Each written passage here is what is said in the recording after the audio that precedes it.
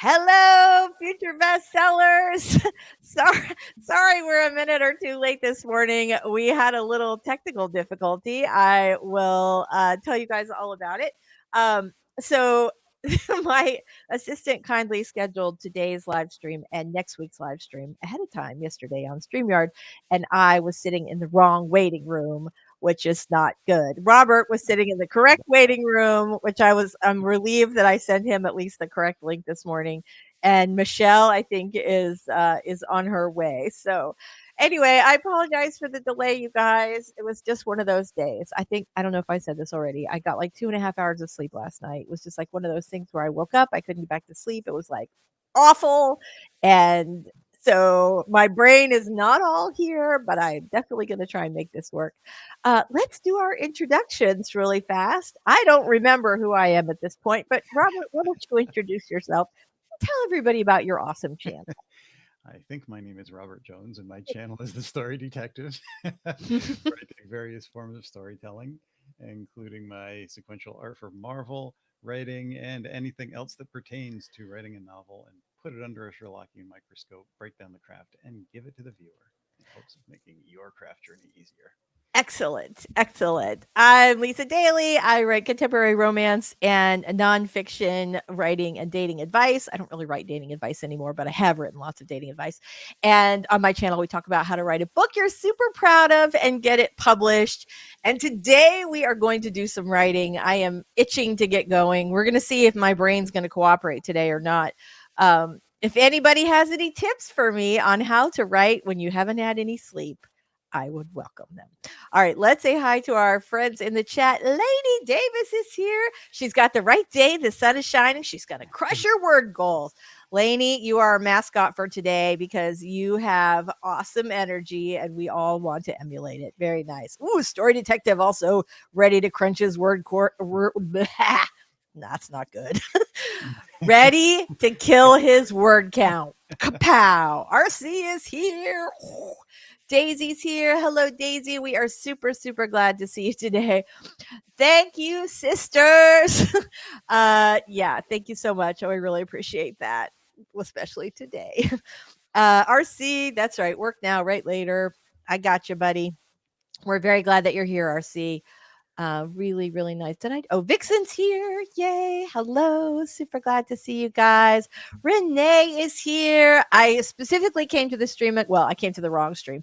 I came to the other stream 5 minutes early to pop your question up. So we're going to answer that a little bit later today about creating a small town romance fictional town. I am super excited about that today. So, yeah. All right. So, what do you guys think? Let's go ahead and get started with our 5 minute warm up sprint while I get my brain rolling from being on the wrong stream. Yeah. And I will take a deep breath and come back and reset. All right. Let's get that 5 minute timer up. There we go. All right, here we go, everybody. So we are going to put 5 minutes up on the clock. You can go ahead and get your caffeine and get your document open and all that other good stuff. And we will see you back in 5 minutes. Here we go. Oops, that was the wrong one. I almost I did the forgot to bring a 20. drink, so that reminds me. See? Very nice. All right, here we go. Starting in 3, 2. Am I not hearing this? There we go. 1. Warm up.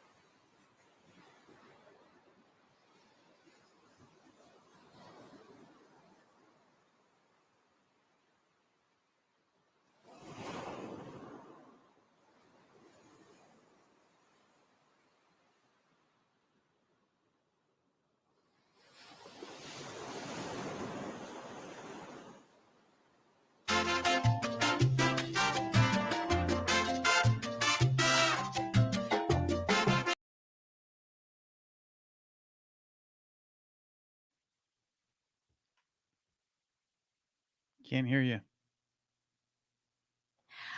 We're back. And this time my microphone is not. I feel like we should give a prize to a person who counts all the gaffes today, right? You can get started immediately by the end of the day. Never mind. Don't do that. I'll just feel terrible. I don't think I need any more hits to my self esteem this morning. So, what are you working on today, Robert? I am still editing my manuscript that I started last week. Last week was a little touch and go. I got through a couple of chapters, and moving forward this week, I think the work that I did was pretty decent, even though it was a smaller amount than I had planned, but it's the way it goes. It is the way it goes sometimes. Sometimes there is not much that you can do about whatever is going on, and it just goes as fast as it goes. Anybody else have that problem where you're just it's just not going as you would hoped today? Let us know. Also, what are you guys working on today? Let us know in the chat what's happening. Cool Gamers here. Hello. Very nice. Vixen says, I've been building small towns under 2 pen names I built from the ground up with maps and all. It's helpful as I write each story. There is an author, and I cannot remember her name. I'll have to go back and look during the sprint, and I'll see if I can't track it down, because I think I had sort of collected it as a cool author website.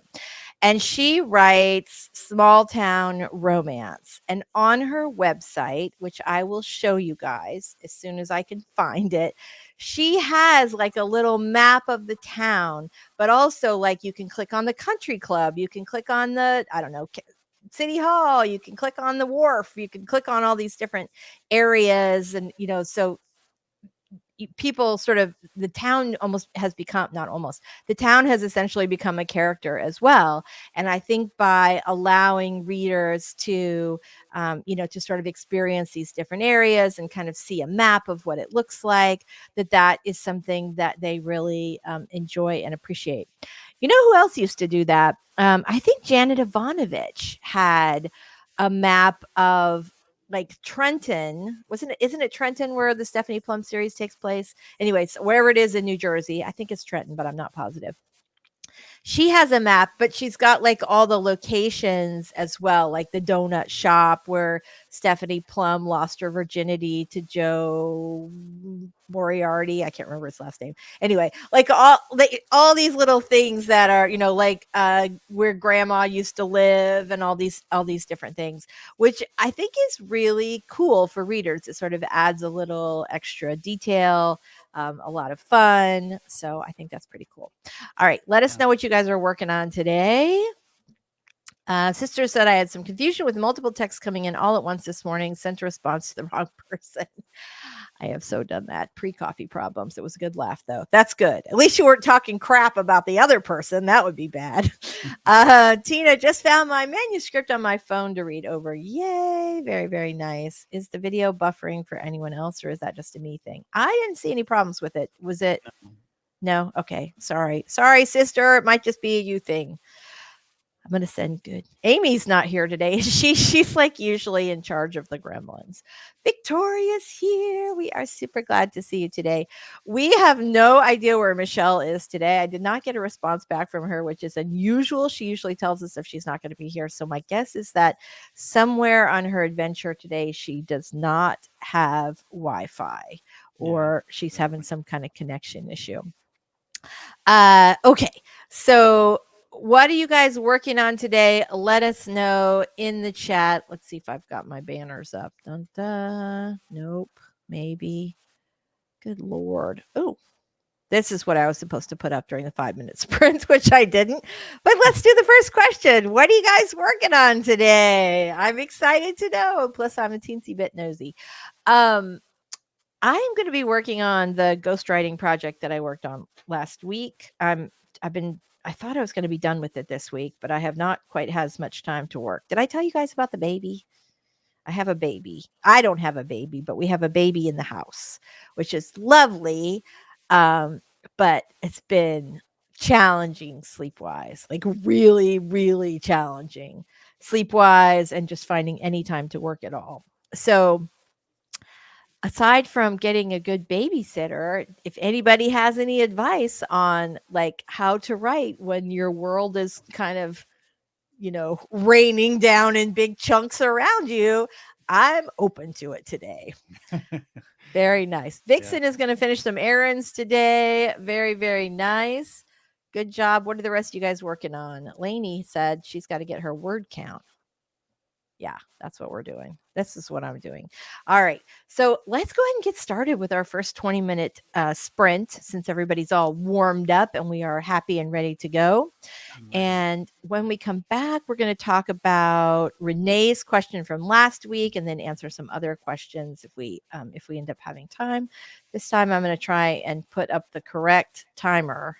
And the small town topic is really fascinating. I have some thoughts on this. So yeah. Lainey's got to get advice. I used to put my babies in a sling and stand to type at the counter while I bounce them to sleep. This may be a possibility. My challenge is that I'm doing a rewrite for someone, and it feels like it requires more brain power than I have going on this week. But I know the funny thing is, like when my son was little, he was so focused. He still is to this day. But he would sit on my floor and of my office and play with his little toy, like 3 little toys for hours. Whereas my daughter was not like that.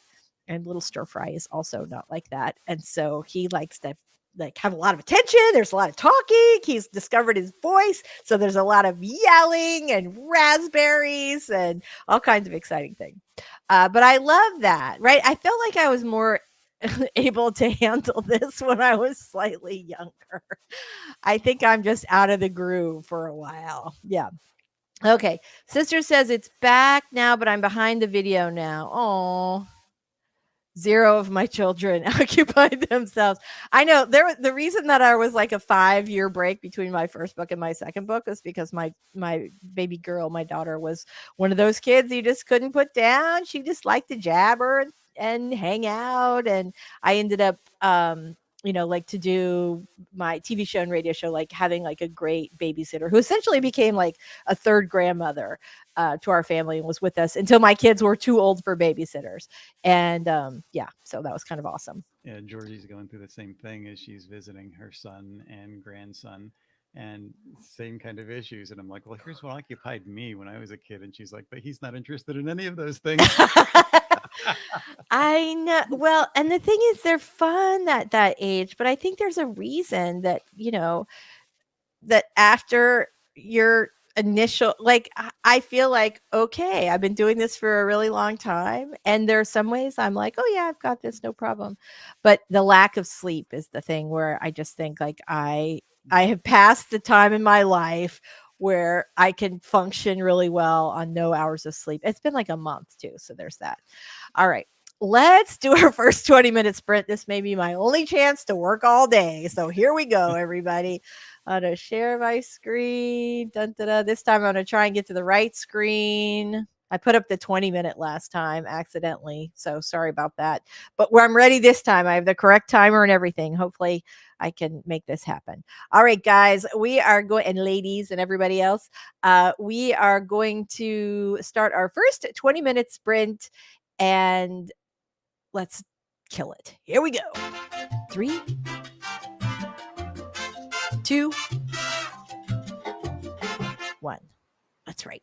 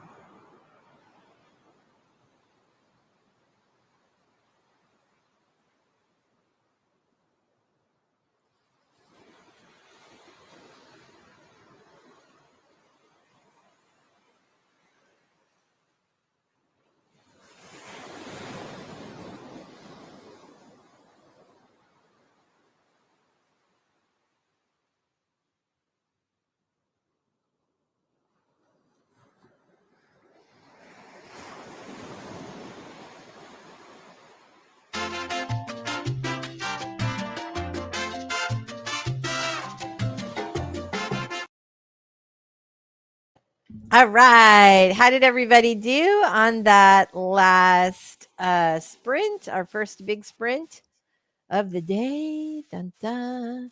Avi's here. Hello. Hi, Lisa. Hi, Robert. Hi, friends. Happy hump day. Devin can't stay, but made friends with a like. Oh, thank you. You're so sweet. We sure appreciate it today. Very, very nice. So, how'd you do on that first sprint, Robert? So trying to figure some things out. Um, I think I got it going. Oh, that's good. All right. Yeah. I'm glad to hear it. Yeah, I did better than I expected. Again, I'm like I had kind of a little burst of energy, so that's good. Probably like the yeah. Anyway, Coffee Life is here with us Yep. today. Hello. We are super super happy to see you. I could use a little more Coffee Life. I'm not a coffee drinker, but I feel like I need that extra infusion of caffeine today. So I'll either be like double fisting my sweet tea or I might have to go and get one of those really I can't drink regular coffee unless it's frozen and covered in chocolate and whipped cream and I can do it that way, which I might have to do that. Okay, so let's talk about the problem that we were going to talk about that we did not have a chance to really talk through last week. And that was our question from Renee. Any advice on writing a small town romance series, especially with forming a fictional town? Yes. Who's got some advice? I actually had like a whole bunch of things. I think I did. I can't remember because we were trying to get out the door pretty quickly. Let me see if I got. Um, but I feel like I made some notes on that. Apparently, I did not. Let's see. I should have been. Maybe this would be a thing that I should have done on the sprint. Hey, um, so I have no idea what it was. I found all my notes on creating chemistry between your two main characters. All right, so let's talk about creating a small town or any sort of setting, okay? Um, one of the things that I do consistently is set my fiction um, in Sarasota, which is my little hometown, because the community is such. It's like it has like a small town feel, but also it's kind of a bigger it's kind of a bigger town. It's got proximity to Tampa. So you have a lot of the benefits, but you also have sort of that feel of a small town. It's by the beach, it's got arts and culture, you have a lot of rich people, and that kind of makes for some fun characters in books. And also I just love the town. And so I often will use Sarasota as the base, but I know a lot of people, when they're creating small towns, will take bits and pieces from towns where they've lived or visited or loved or just kind of seen in a Hallmark movie or, just like take all the little elements that you love. And I think that that is probably the easiest way to do it for sure. Lainey says making a fictional town is so hard for me. I do find it helpful to sketch out a small map. I have zero art skills, but cubes on a paper showing which shop is where.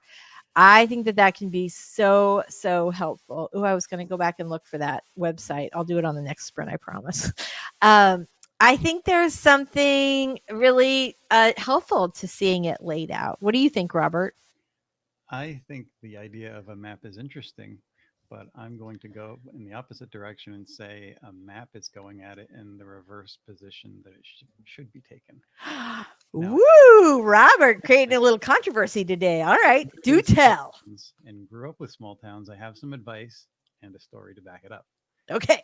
Now, I live in New York, which you would not normally think of as being small town since it's portrayed as a big city in Manhattan, which is a small portion of the state. You step outside of that city, and it's a series of small towns that date back to the early part of the last century when it was dairy farms and really spread out. And the history of those small towns being spread out like that, they create their own culture. They have their own superstitions, their own mythos that they believe in. You could make up almost anything and it would fit the culture of a small town. And you can be very eccentric no matter what the genre is. That small town is built around the people who live in it and their idea of what they want. If they want to attract people, tourists, or people to come from the city and live there, they'll build it up like a boom town, and there'll be Mhm. a whole lot of storefronts, but you go in the stores and there's almost nothing. Or all the stores will have the same exact choices. Mhm. And it's interesting because towns have their own attitude. And even if you get people moving in from the city, they will attract the same type of attitudes that the people that live there their entire life, the same problems, the same anger, the same eccentricities. They will fall into place or they will rebel against each other.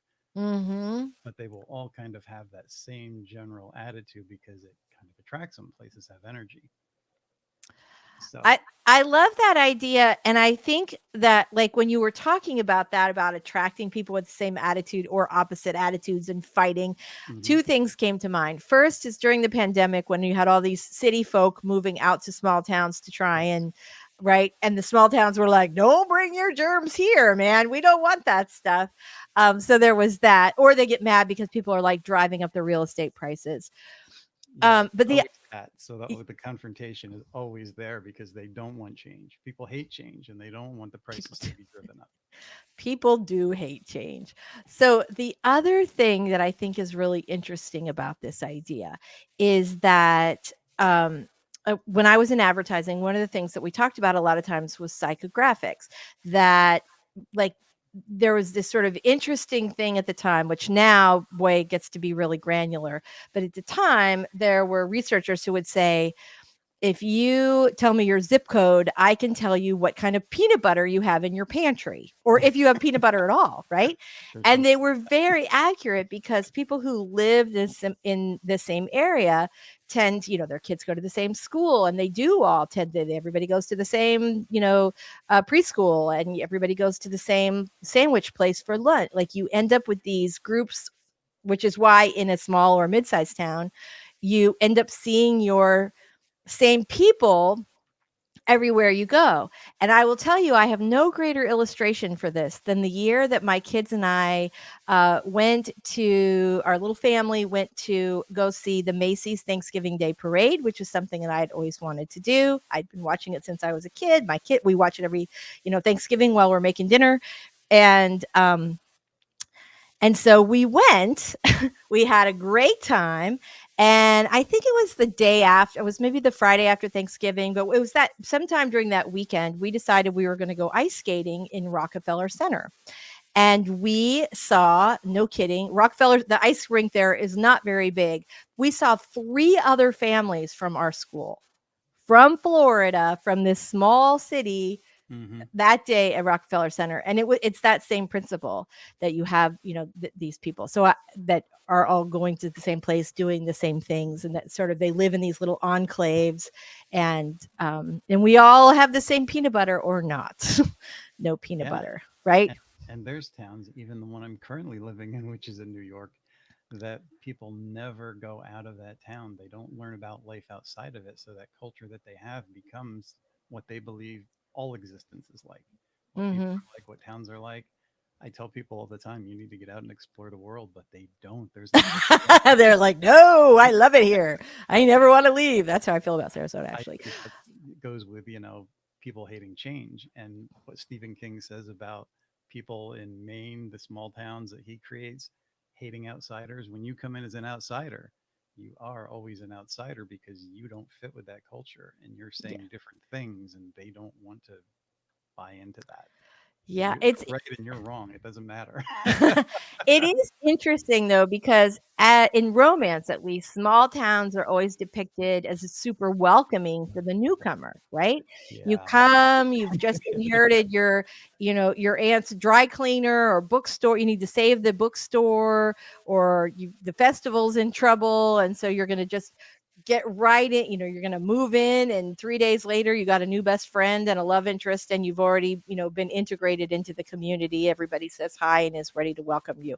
And I think you're right that in some ways that's not necessarily true in real life, but I think Uh, that there's something really comforting, that idea that we have, that sort of Americana small town, kind of like what Walt Disney envisioned with, like that sort of Main Street, that those types of things are, just in our brains as a place that's welcoming and like just a big extended family. And I think a lot of times that's the feel that people want from those small town mysteries or small town. Like there's something interesting. A small town feels safe, and that's why mysteries that happen in a small town are scarier, because if there are only 43 people in town, it's got to be somebody we know, right? And yeah. Of being a cozy.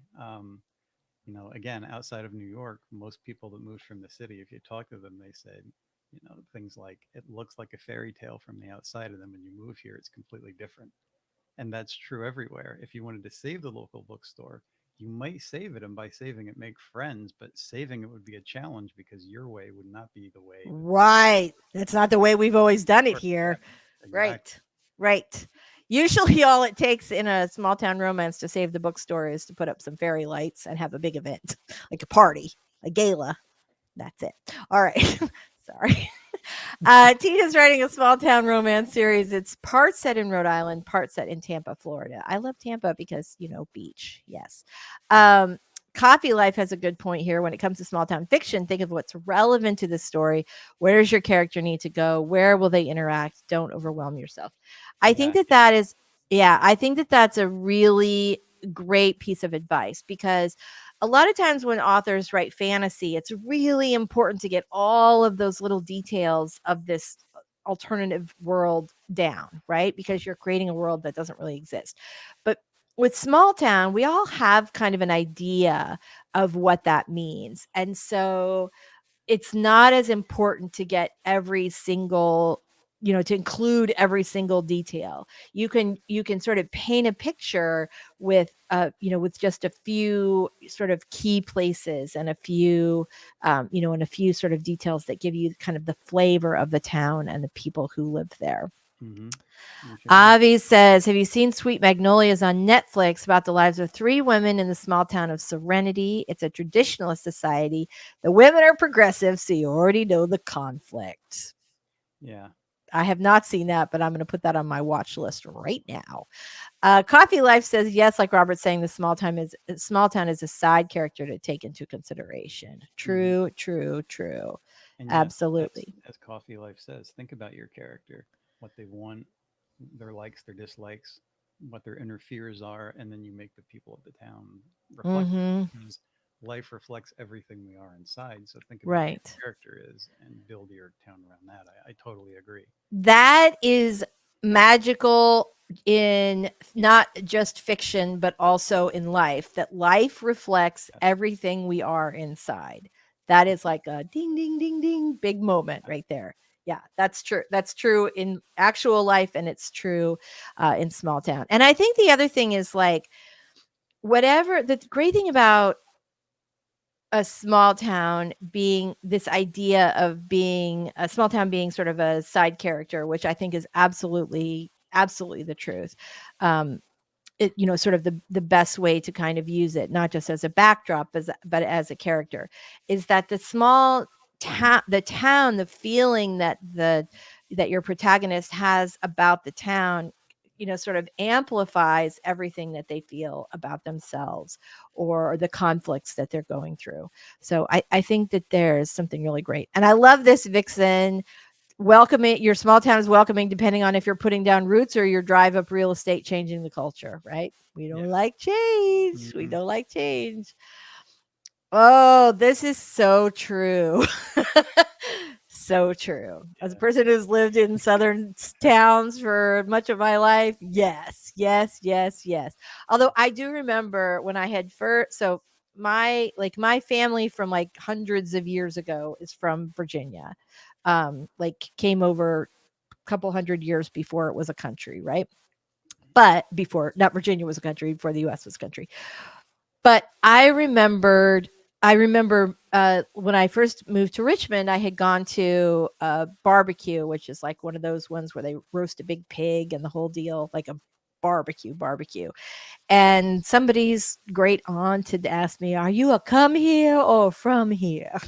And they wanted to know, like, who are you connected to? And do you have family in the area? And it was really interesting. That was literally the first question she asked me. And I probably repeated that question a million times, but that kind of summed up like my experience living in Richmond at the beginning, I felt like a come here. And by the time I left, I very much felt like a from here. And other than Sarasota, it's my favorite city I've ever lived in. So there are some cool things about it. There's some problematic things about it, but also some cool things. Vixen says, so good. I tell people to add what you need to the story. World building is hard or too much. You can add what each story is needed. So that's another thing. If you're planning on writing a series, you can always add more things about the town as you go along. But I think it's like any sort of setting.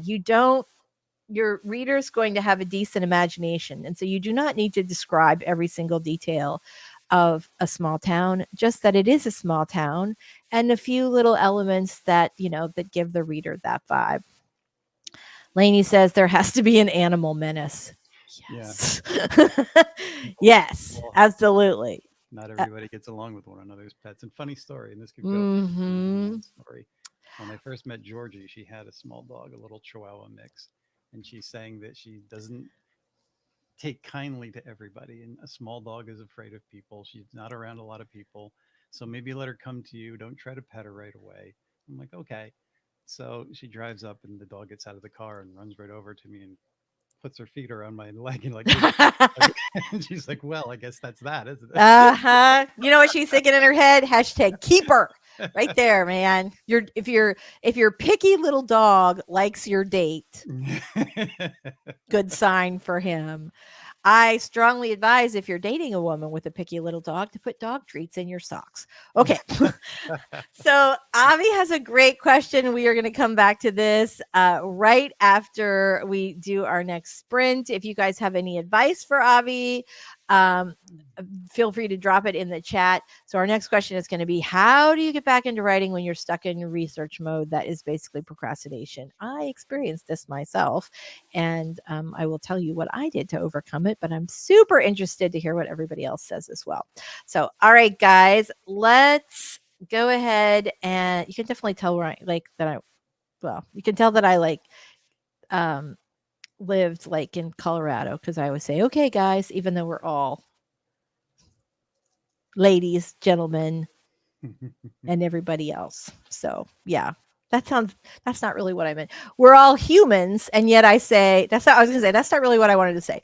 We're all humans, and I still say, hey guys, but it doesn't feel like, does that feel like a thing to you? Like, does that feel like I don't know. I think it is sort of non-gendered, but I always wonder, when I say that, do other people think of it differently?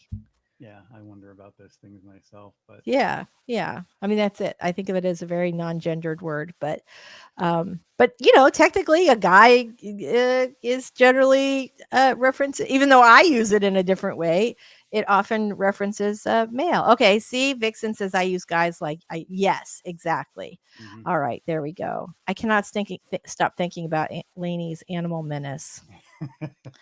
All right. Thank you all. You're making me feel better. I appreciate it. All right. Let me get rid of this banner. We are going to go ahead and go do our second. What are those things called again? Sprint. We're going to do our second sprint. If I can find my thing here. Hold on.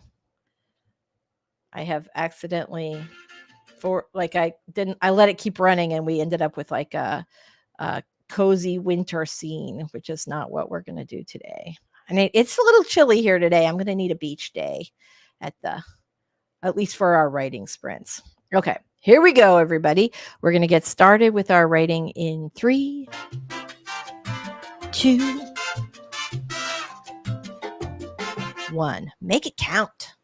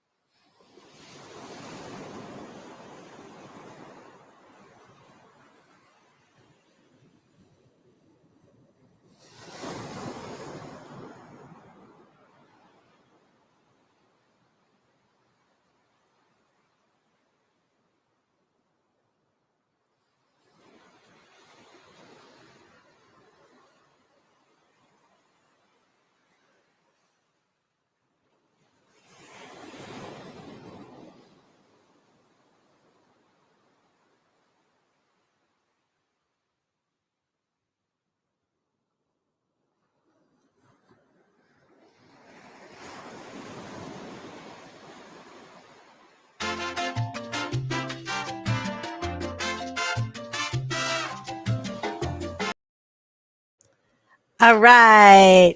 So I Michelle is here. Yeah, Yay! I can't believe I did that. We're very, very glad that you are here. So Michelle had a little was driving and had a little time zone issue, which Well, is no, look, it happened days ago. I've been like, I just in my head it didn't change to now the live stream starts at 8 instead of 9. I get that. I get that. I Oh think my a lot of god. people I know, I think a lot of times like that. Like I will say I have several book coaching clients who live in Arizona. And even though I consider myself a time zone ninja because of all my years of doing media in a variety of time zones all over the world, that one kills me because Arizona does not observe daylight savings. And so sometimes it's Pacific and sometimes it's mountain, and I can never remember which one. So, yeah. I'm always like, I always give them, my book coaching clients Eastern time zone. And I'm like, I'm just going to let them figure that out on their own. So very, very nice. Kanashi's here, late to the game as well. I forgot it was Wednesday. Weeks are flying by way too fast. I know. Can you guys believe it's already the end of January? Whew. Very nice. Very nice. Avi says she was wondering where you were, thought the RV was parked in a no Wi-Fi zone. Sometimes it's that. Sometimes it is that. So speaking of Avi, we have, okay, I thought this was funny. Speaking of animal menaces, where's Odin today? I think he's chilling out on the couch. He's had, not on my chair. Usually he's in here, but I think he's like out chilling on the couch today. All right. So we had a great question from Avi. Let me track it down. Here we go. Question for after the next sprint. I've been in a writing slump since Nano 2023. So couple months now. How do you get back into writing when you're stuck in research mode? That's basically procrastination. That's a good one. I have been there. It is a good one. I think every author has been there at one time or another. Find fans, friends. I feel like I need another F word. Fools was the first one. I'll take that mantle. I feel like a fool today. Everybody, what do you guys think? Do you have some advice on that? I am super, super curious about that. Ms. Texas G says, van life, how awesome that must be. Yeah, right? It's fun. Time zone ninja. Maz, I forgot it was a 4 p.m. start, not 5. I don't have the excuse of not living in a new time zone. Yeah, right. I wish we did not do it. I find it horrible. I hate that. The whole thing is don't get me started. I will go on and on. I hate changing time zones so much. Okay, or changing daylight savings time. Yeah. Okay, so here's our question. How do you get back into writing when you're stuck in research mode? That's basically procrastination. Who wants to jump in and start with this? Michelle's got an answer. All right, here we go. Because I've been there so many times. I think whether you're conscious of it or not, when this happens, you're aware of how much time has passed that you have been procrastinating. And every day it makes like the mountain of what you should have gotten done bigger in your head. Yes. And so the first thing you have to do is acknowledge that there's no should have. You should not have written anything at this point because you haven't. Right. So and it paralyzes you because when you get started, you're like, I have to make up for all of this lost time. You don't. Right. It's not lost time. It's time that you spent in research and giving your brain a break from drafting. And so the way you start is you pick one little thing you want to do. Even if it's as tiny as like, I want to write the first sentence and make it like a beautiful, awesome first sentence. And that's all you do. Just do that. And then like celebrate that because you started something, and don't think about it in terms of like, I have to make it all up, Right. That's what works for me. I have to just set a very tiny goal at first, and then like eventually you get bigger goals. It gets bigger and bigger. Yeah. I think so I think your advice on like there is no should, that you like don't, because I think we all do that, right? We have our word count, then you don't make it, then you're like, oh, now I've got to do this much and this much, and then suddenly you're like, okay, if I can write 40,000 words a day for the next 3 days, I'll finish the book. And that's not, it just puts No. incredible pressure on you and you end up not doing it. I love the idea of starting very small. I also really experienced this, and I find that when it happens to me, well, one time so I did have and I will confess, I was a person for how 20 million years who said, I don't believe in writer's block. I'm a working writer. I have to produce, blah, blah. And then I lived through a pretty significant trauma and I couldn't write because, you know, a lot of like creating is sort of sitting around thinking. And if your brain is thinking about other stuff than your book, it's really hard to kind of get back from that. And then eventually you start avoiding it. And then, you know, before you know it, it's been 6 months and you haven't written a thing. So for me, it was trying to get back in because at first I was like, well, that's it. I'm just not creative anymore. That's you know, because it went on for months. And I was like, well, that's it. My brain is ruined. So well, I'm not funny and I'm not creative anymore. So that's a big problem. And for me, the thing that sort of got me back into it was doing other creative projects, like doing things that stimulated my creativity in other ways, but were for fun and not necessarily the pressure of writing. And it did not help that I was on a deadline at that time. Like it was, I was on a deadline for St. Martin's. The good thing is that my editor was my former agent. So he was pretty understanding and kept moving things for me, which is not always the case. Sometimes, you know, they get kind of cranky. I will say though, one of my best friends also had her book coming out from St. Martin's. It was her first novel and she had asked them to send me an ARC for review. And of course I'd already seen multiple drafts, but you know, she was one of my besties. And of course I wanted the ARC of her first book. And the head of publicity was like, we don't give ARCs to authors who are past their deadlines.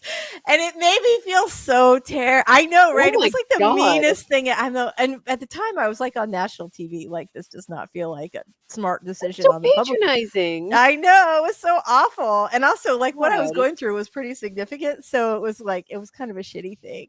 But I know, but I will say that the thing that got me out of it was doing these other like small creative projects.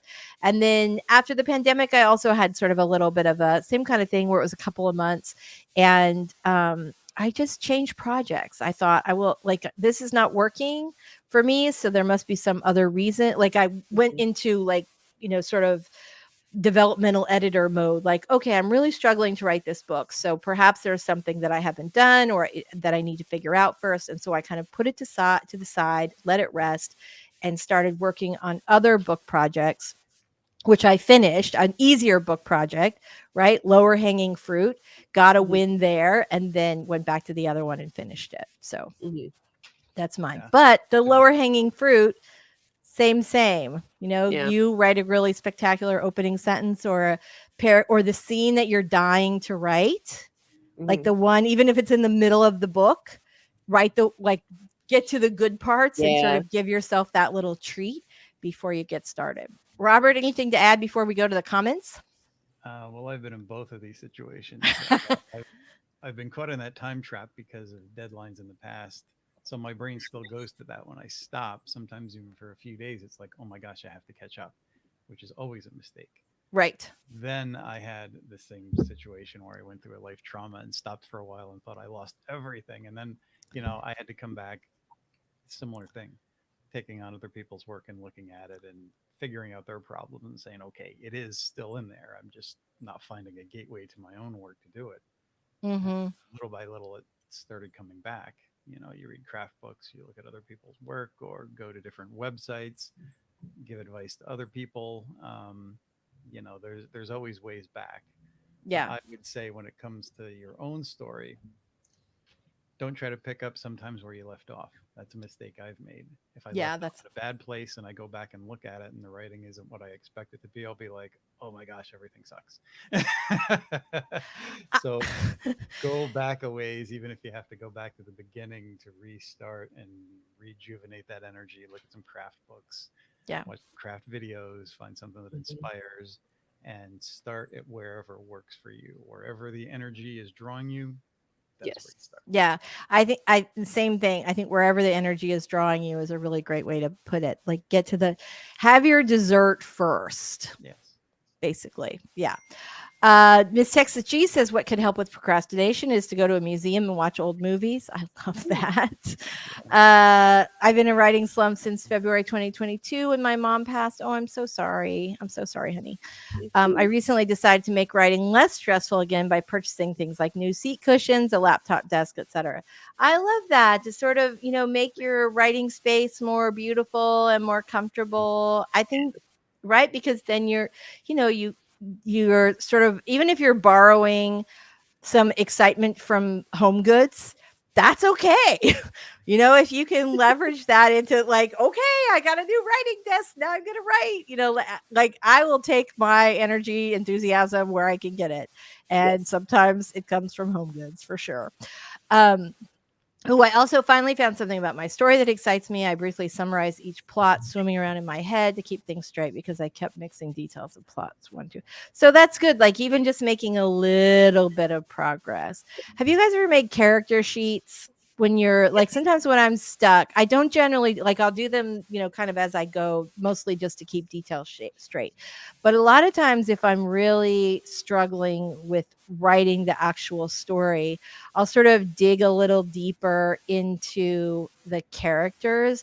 And a lot of times that just like, because I'm thinking about them, but in a way that feels like it's less pressure, because nobody like puts a deadline on themselves to finish their character sheets, or at least not usually.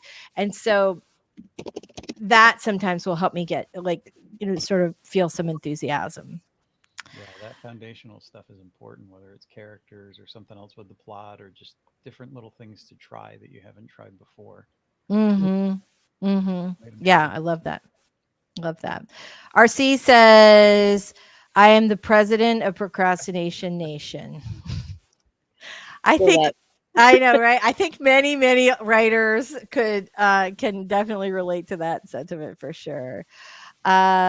Miss Texas G says my mom passed in 2020. Oh, I'm so sorry. And I'm so sorry, honey. Like that's so rough. Yeah. My mom passed in 2020 and I know, like I'm thinking about my mom right now and I'm like, and I stopped writing until NaNoWriMo this past year. It takes a while. So this is the other, we are so hard on ourselves when we go through something really traumatic, like losing a loved one or being sick for a long time or, getting mugged or whatever else it is. We're so hard on ourselves and we expect to like, your brain will just work right away, no problem, the same way it always had. And that's not how we work. Sometimes we need to give ourselves time to, to heal from that stuff. Yeah, the brain is an interesting thing. And sometimes, especially when there's trauma or stuff in life, and you put places in these little rooms in your mind and you close the door and you have to find your way back to those doors. Yeah. Right. And, a lot of writers are really introspective. So we can really hang out in there for a long time. Ma says, oh, wow, that is so rude. I'm pretty sure that popped up right about the time I was talking about the publicist saying, like, you are late on your deadline and you don't get a copy of Abby's Arc. I did eventually get one. She snuck me one. All right. So Miss Texas G says, go somewhere else, get out of your routine. This is one of my favorite things if I'm like kind of dragging, but I'm not really in a slump and I don't want to be. You guys know I love to write at the beach. And but sometimes I'll just like go to a restaurant, or I love to write out. It's been kind of chilly here lately. I love to write outside by my pool. Like I have like, that is one of those places where I made space like really comfy and cozy. Sister says she's so sorry for your loss. I used to get lost in my writing and write 8 to 10 hours a day. After she passed, I just kept thinking, oh no. All right, sweetie. She knows. But I feel that I think everybody kind of goes through that, right? When someone passes, you're like, I should have spent every minute with them. Coffee Life says, ooh, like Lisa, smaller projects, write a scene in a different character's POV. I love that idea. And the other thing is you can use that later as a reader magnet to get people onto your mailing list. You can offer that same scene in a different character's POV. Readers love that stuff. So that's like, even just doing it for the fun of the exercise and kind of getting your brain going again, but that can actually be something that's super practical. Preferably, Coffee Life says preferably I'd agree reread the whole thing again, but in the case that's overwhelming, maybe read the scene you were excited to write before. Oh, yay. That's so I love this. Her visit. Yeah, that's so awesome. They inspire me too, man. It helps to, I don't know. It's been really cool to see different landscapes, and it always gets little story ideas going. I love that about traveling. I think there's always something so just sort of magical about kind of taking yourself outside of your normal life. So that's another thing. Maybe Abby, go someplace you don't normally go and just hang out in a different part of town. Right. It doesn't have to be far. That's what I was going to say. Yeah. Just like a part of your own neighborhood you haven't been to you don't go to, or a new restaurant, or just something, or the bounce house, or wherever, but something that's maybe gonna shake something loose in your brain. Ooh, anybody like the Plotter software? Just saw a video on it and I'm curious. I have also seen the ads for it. I had intended to do a little video review of it, but I will say I'm concerned because, just so everybody knows, if you use AI, that work cannot be copyrighted. And so it would suck to put all your great original ideas into this software and then have it spit out something that's very much like your writing, but not your writing. And then you don't actually own it. Because I have this terrible feeling about this, that someday all these AI companies are going to come and go, yep, all these are ours. After they all trained on all of our books, they'll come back and what I'm thinking too. There was one that I was reading about. It was a small company, and they even stated up front that whatever you did in there was kind of like they owned it. So I think that's the plan behind all of this, is to own. Yeah. No. Oh, that's good. All right. I might be confusing it with something else. I thought it was Plotter, though. Victoria said, I tried it, but didn't have time for the learning curve. That's interesting. That's really interesting. Sisters, I just remembered I'm going to do this myself this week. I got myself out of a slump years ago by making a Spotify playlist for my book and characters. That is a good place. I will do that a lot of times when I'm writing. I'll listen to the same song over and over for a scene. And what happens when you do that is that it sort of instantly cues your brain when you go back to that scene, pop on the music, and you're just right there because and also, if you're a person who can't listen to music while you write because the words are too distracting, listening to the same song over and over again generally tends to kind of make that go away. We have like a sensory processing thing. So if I can do it, then I think most people can. Although somebody I'm sure can't, but you know what I'm saying. All right, guys, it's 12:38 Eastern time. So let's go ahead and get one more sprint in, because I know that your first sprint. Well, you were here for the other one. You just didn't you were here. You got to the sprint part, just not the lead up. All right, let me get rid of this. Here we go. Dun dun dun. All right, everybody. This is our very last sprint. It's Michelle's official first. So we're gonna make this one count because it's super special. All right, everybody. Here we go. I know you can do it. Bye.